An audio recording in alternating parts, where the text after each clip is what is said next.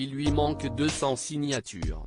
Officiellement candidat à l'élection présidentielle de 2022, Éric Zemmour fait énormément parler de lui.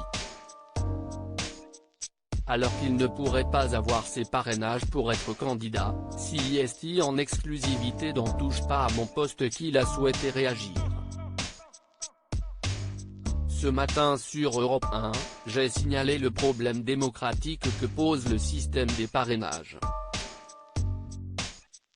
Comme vous le savez, pour être candidat à l'élection présidentielle, la loi impose de recueillir 500 signatures d'élus, a-t-il déclaré avant de préciser, ce sont des députés, des sénateurs, des députés européens, des conseillers départementaux, des conseillers régionaux.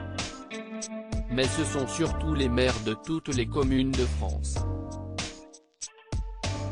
Mais ce système de parrainage a été perverti par François Hollande, car désormais, les noms des maires qui parrainent un candidat sont systématiquement rendus publics. En colère, Éric Zemmour a expliqué, la conséquence est simple, de nombreux élus subissent des pressions. Ils ont peur, par exemple, que la région leur retire des aides pour leur commune. Tenez, ce matin encore, un sénateur LR a envoyé un courrier de menace au maire de son département. Cette loi ne remplit plus son rôle.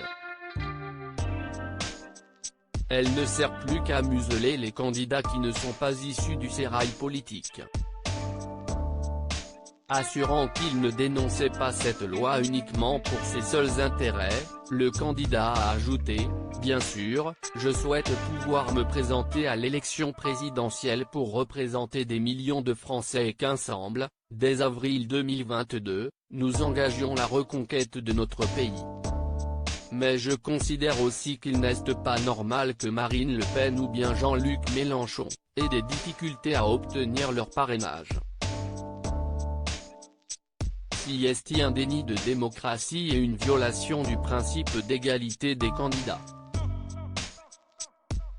Éric Zemmour, je ne serai l'otage de personne alors qu'il représente aujourd'hui des millions de Français sur tout le territoire dans chaque département. Éric Zemmour a déclaré, je demande aux Français qui regardent votre émission.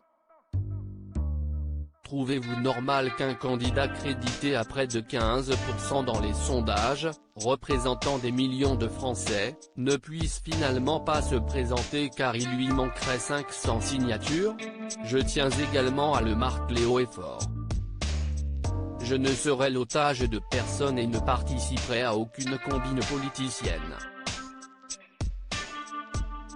CIST pourquoi j'en appelle à l'Association des maires de France dirigée par David Lisnard.